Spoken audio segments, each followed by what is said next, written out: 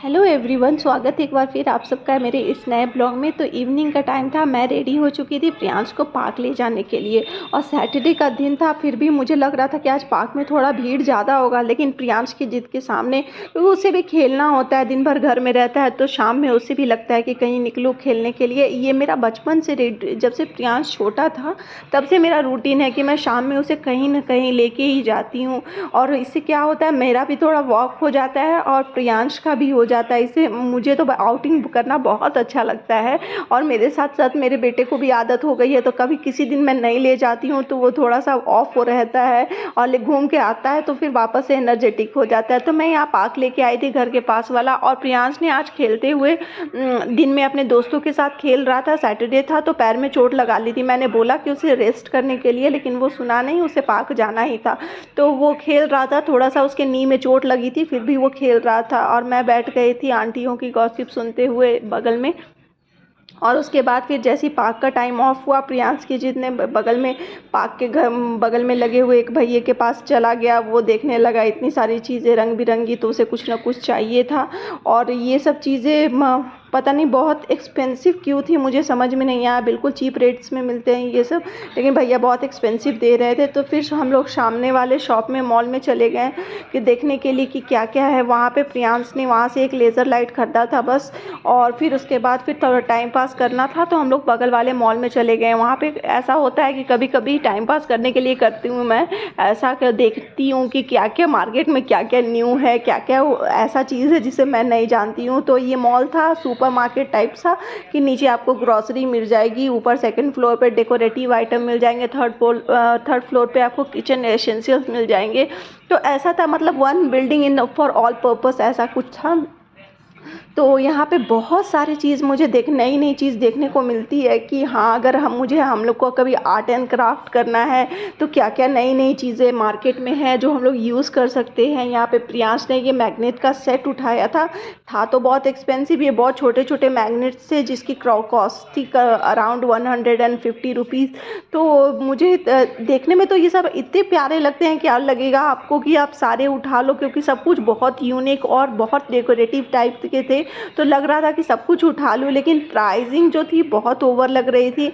और मुझे लगता है कि अगर मैं ये सब पर्टिकुलरली एक चीज़ उठा के बाहर खोजने जाऊँ तो इसे चीप रेट्स में मिलेंगे। तो जैसे कि मैंने कल प्रियांश के लिए एक एरो एंड बो सेट ख़रीदा था, तो मैंने बाहर से ख़रीदा था, तो वो मुझे कॉस्टिंग पड़ी थी अराउंड 350 के अराउंड। और मैं यहाँ सेम चीज़, सेम ब्रांड, सब कुछ सेम, मैंने यहाँ पे एक एरो एंड बो का सेट देखा, वही सेम चीज़ था जो यहाँ पे 700 की थी। तो काफ़ी लार्ज डिफरेंस था प्राइस अमाउंट में। तो यहाँ बहुत सारे सिनामिक्स के जो बॉल्स होते हैं, कप्स होते हैं, कॉफ़ी कप मग होते हैं, बहुत सारी चीज़ें थी यहाँ पे। मैंने यहाँ पे देखा कि बर्तन रखने वाले बहुत सारे स्टैंड्स थे।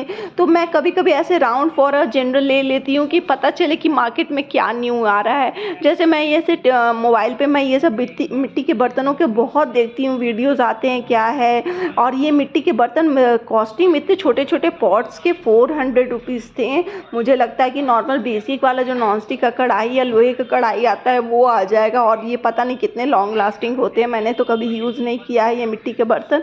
और बहुत सारे केक के पैन्स थे। मतलब एक शॉप में अगर आपको किसी तरह की चीज़ की रिक्वायरमेंट है तो आप यहाँ पे आराम से ले सकते हो। और यहाँ पे एक नोटिस लगा था, if broken consider to be sold.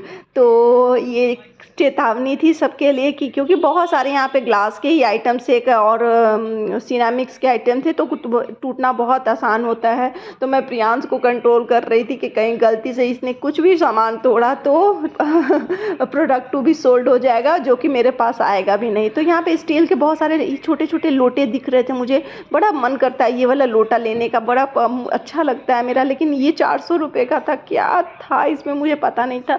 और 15% डिस्काउंट था, तो वो इन टोटल सब बराबर हो जाता है। और इसके बाद इधर मैंने थोड़ा सा घूमा तो मैंने देखा यहाँ फ्लावर्स में प्रियांश उलझा पड़ा था, बहुत ब्यूटीफुल फ्लावर्स लगे हुए थे। तो उसके बाद फिर हम लोग गए टॉय वाले सेक्शन में, तो प्रियांश अपना टॉय सेलेक्ट करने लगा, क्योंकि उसको मैं घर से बोल के लेके आती हूँ कि हम लोग बाहर निकलेंगे तो कोई टॉय नहीं लेंगे, लेकिन उसे कुछ ना कुछ चाहिए ही होता है। तो फाइनली हम लोगों ने लेज़र लाइट खरीदा था प्रियांश के लिए। आज मैं कोशिश करती हूँ कि जितना चीप हो सके उसको दिलाऊँ। उसके बाद घर आके मैंने अपना चाय एंजॉय किया, क्योंकि मैं बहुत थक चुकी थी। बाहर से हम लोग पानी पूरी खा के आए थे और प्रियांश भी आ गया था, खेल के थक गया था। उसके बाद वो अपना स्नैक्स खा रहा था, स्नैक्स में चिज़लिंग्स था। तो मैं अपना चाय एंजॉय कर रही थी, चाय के साथ मुझे कुछ नहीं चाहिए होता है। तो कैसा लगा आपको ब्लॉग? अगर अच्छा लगा तो please like and subscribe my channel. Bye bye.